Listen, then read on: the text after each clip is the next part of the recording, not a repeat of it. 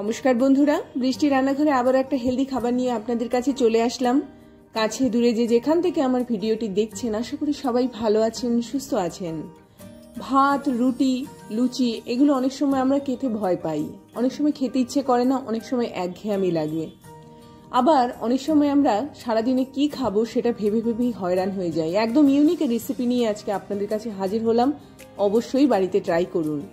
তো এটা তৈরি করতে সবার প্রথমে যেটা লাগবে, 2 টেবিল স্পুন মতো তেল দিয়ে দিলাম। তেলটাকে একটুখানি গরম করে নেব, একটু আস্ত জিরে ফোড়ন দেবো, একটু মেথি ফোড়ন দেবো। দুটো দিয়ে দেওয়ার পরে এটাকে একটুখানি গরম করে নেব। গরম করে নেওয়ার পরে এর মধ্যে আমি পেঁয়াজ দিয়ে দেব। পেঁয়াজটাকে এখানে আমি একটুখানি ভাজা ভাজা করে নেব, একটু যাতে খুব ভালো করে কড়া ভাজা হয়। পেঁয়াজটাকে এরকমভাবে একটুখানি নেড়ে নিলাম। একটা সময় আসবে যখন দেখবেন পেঁয়াজটা একদম নরম হয়ে গেছে, তার সাথে সাথে কিন্তু এটা একটুখানি ভাজা হয়ে গেল। পেঁয়াজটা যখন এইরকমভাবে নাড়তে নাড়তে, এর মধ্যে আলাদা করে নুন দেওয়ার দরকার নেই, নর্মালি পেঁয়াজটা কিন্তু নরম হবে। যদিও নুন দিলে পেঁয়াজ খুব তাড়াতাড়ি নরম হয়ে যায়। পেঁয়াজটা যখন একটু ভাজা হয়ে যাবে, তার মধ্যে এখানে আমি টমেটো ব্যবহার করলাম। টমেটোটাকে দিয়েও এটাকে খুব সুন্দরভাবে নাড়াচাড়া করে নেব। টমেটোটাকে একটুখানি ঢেকে রাখবো, যাতে করে টমেটোটাও একটুখানি গলে যায়। তো এরকমভাবে আমি ঢাকনা দিয়ে রেখে দিয়েছিলাম এবং টমেটোটা গলা অবধি কিন্তু এটাকে আমি ঢেকে রেখে দিয়েছিলাম। টমেটোটা এখানে কিন্তু অনেকটা অংশে গলে গেল। এইরকমভাবে যদি আমরা রান্না করি, তাতে করে কি হবে, তেলটা আমাদের কম ব্যবহার হবে। এবার এর মধ্যে আমি মশলা দিয়ে দেবো, একটুখানি হলুদ গুঁড়ো, একটুখানি ধনে গুঁড়ো, একটুখানি জিরে গুঁড়ো, একটুখানি লঙ্কা গুঁড়ো। নর্মালি আমরা রান্নায় যে ধরনের মশলা ব্যবহার করি সেটাই এখানে আমি ব্যবহার করছি। লঙ্কা গুঁড়োর বদলে আপনারা শুধুমাত্র কাঁচা লঙ্কা দিয়েও এটা রান্না করতে পারেন। একটু কালার হওয়ার জন্য আমি এখানে গুঁড়ো লঙ্কাটা ব্যবহার করলাম। আপনারা কাশ্মীরি লঙ্কা গুঁড়ো এখানে ব্যবহার করতে পারেন, তবে এই ধরনের রান্না একটু ঝাল হলে পরে বেশি ভালো লাগে, সেই জন্য সেটা পরিমাণ মতো বুঝে আপনারা ঝালটা এখানে ব্যবহার করবেন। একটুখানি মিষ্টি দিলাম, তার কারণ হচ্ছে এর সঙ্গে আমি আলাদা কোনো তরকারি ব্যবহার করব না, আলাদা কোনো কিছু দরকার নেই। সেই জন্য যাতে এটা একটুখানি টেস্টি হয়, সামান্য একটুখানি মিষ্টি দিলাম। আপনাদের যদি মনে হয় সামান্য একটুখানি গুঁড়ো আপনারা এখানে ব্যবহার করতে পারেন।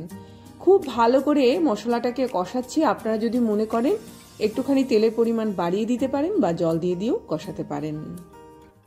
ডাল, যেটা আমাদের শরীরে কিন্তু একটা খুব সুন্দর শক্তি যোগায়, খুব ভালো প্রোটিন পাওয়া যায়। এখানে আমি 2 রকমের ডাল ব্যবহার করছি, একটা মুগ ডাল ব্যবহার করছি, একটা মসুর ডাল ব্যবহার করছি। প্রথমে আমি মুগ ডালটা দেব। মুগ ডালটা দিয়ে এটাকে খুব ভালো করে কষাবো। মুগ ডালের একটা খুব সুন্দর গন্ধ এর থেকে বেরাবে। তো এরকম ভাবে কিন্তু মুগ ডালটাকে কষিয়ে কষিয়ে মুগ ডাল থেকে একটা খুব সুন্দর গন্ধ বের করতে হবে। তো মুগ ডালটা যখন আমার অনেকটা পরিমাণে ভাজা হয়ে গেল, আমি এখানে মুসুর ডাল ব্যবহার করছি। মুগ ডাল আর মুসুর ডাল দিয়েও এটাকে খুব সুন্দরভাবে কষাচ্ছি।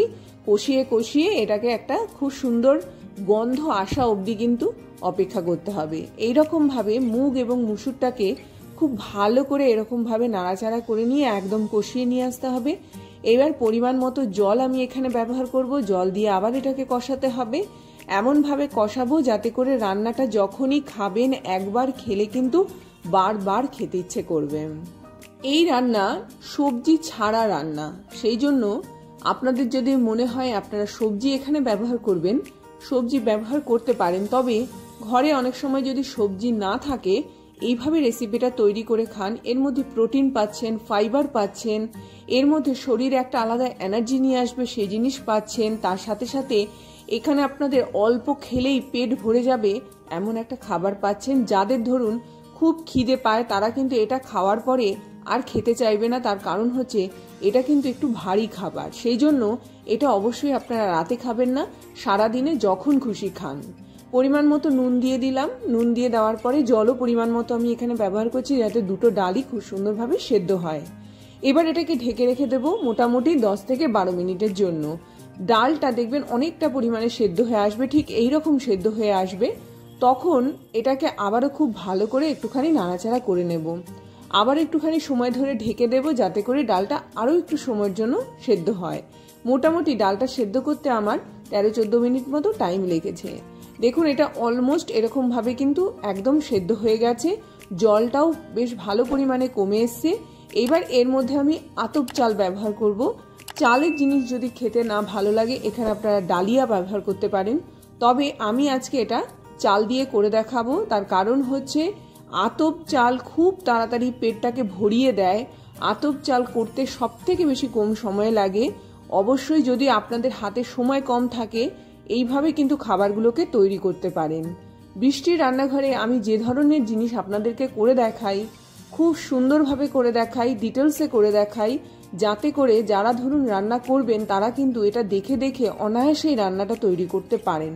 তারও সাথে সাথে খেতে কেমন হয়েছে আমি কিন্তু সেটাও খুব সুন্দরভাবে আপনাদেরকে বলে দিই।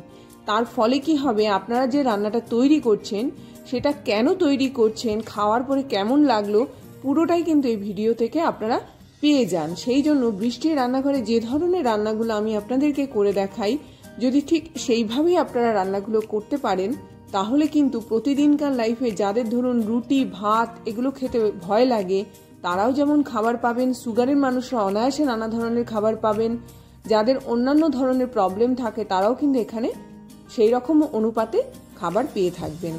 মোটামুটি দেখুন এখানে আমার কিন্তু আতপ চালটা সেদ্ধ হতে বেশিক্ষণ সময় লাগলো না, আমার খুব জোর হলে 5 থেকে 6 মিনিট লেগেছে।